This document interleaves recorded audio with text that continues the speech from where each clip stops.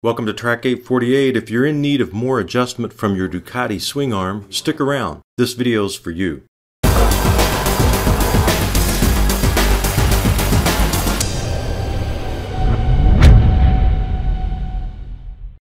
For this modification, we have to relocate the rear brake caliper bracket pin. This unlocks the eccentric and allows full rotation to the 3 o'clock position. This gives us added millimeters of adjustment, and I'll show you exactly how much later on. In this video, we're going to modify two separate swing arms, one manually in a parking lot and the other at Delzani's Cycle, a local shop that handled this project with ease.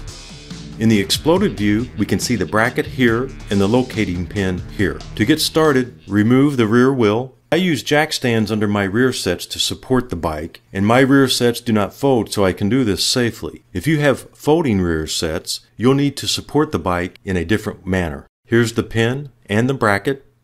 The swing arm has to be removed and disassembled if you're going to do this on a work table in a shop. If you're doing it manually, the swing arm and eccentric hub can remain on the bike, but all of the other components must come off. The locating pin is now exposed. This is how it's shipped from the factory. And at this point, you can go ahead and remove the pin.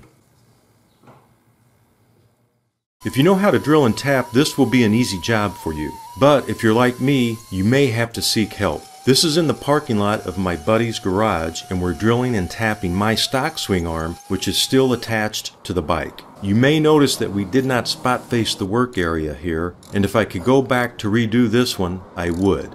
I'll show you the proper way to spot face in the next segment of this video.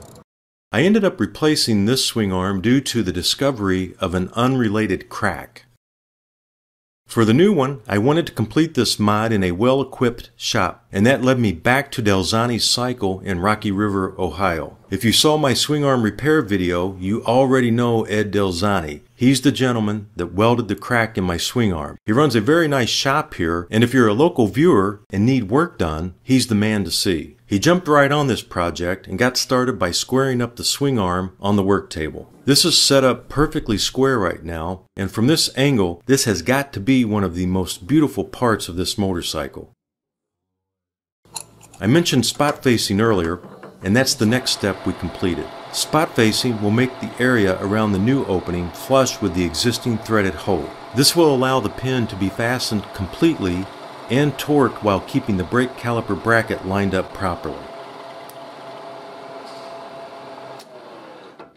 Next, we used a center drill bit to clean out and better define the factory pilot hole before getting started with the regular bits. Now remember, we're talking about the rear brake here, so accuracy is important. And speaking of accuracy, Ed pointed out to me that the 4th digit here is equivalent to a 1/5 of a hair. So it doesn't get much more accurate than what we're doing right here.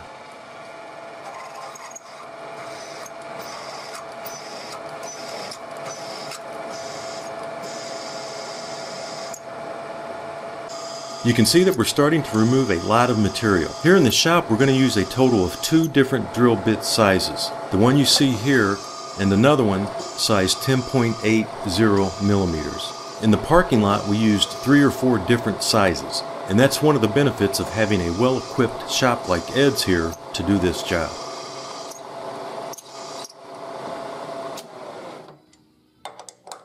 Here's the final bit, and you know, it's just amazing at how easy the material is removed when you have the right equipment.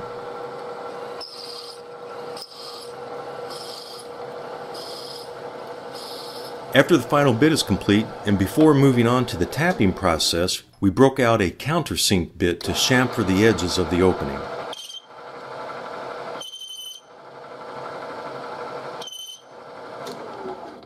And a little housekeeping before moving on to the main event.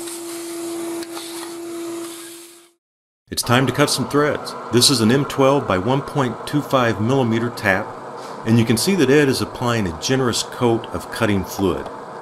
And I love the way this machine goes through this step, especially when compared to the way we did it in the parking lot. Earlier, I said this modification provides a gain of a few millimeters. Well, I measured mine and you can see what I gained. 3 millimeters of adjustment to the rear and 10 millimeters up. which lowers the ride height of the bike. To fully realize these gains, you must have the right final drive combination in place. And if your ride height linkage is non-adjustable, most of you 848 owners, you should install an aftermarket adjustable linkage. So you can see that we're just about wrapped up here, and Ed wanted to manually check to make sure the tap went all of the way to the bottom of the hole, and it did. Now it's time to clean this up, and while doing so, we decided one more run with the countersink bit was needed to make this a perfect fit. And I've got to say, Ed did another excellent job here, as the workmanship he put into this job is outstanding. I have more videos over at my YouTube channel, Track 848, and if you'd like to receive a notification when I upload new videos, go ahead and click on the subscribe button at the top of this page. If you have comments, go ahead and add them below. And if you like this video, give me a thumbs up. I appreciate the feedback. Thanks again. I'll see you the next time. Goodbye.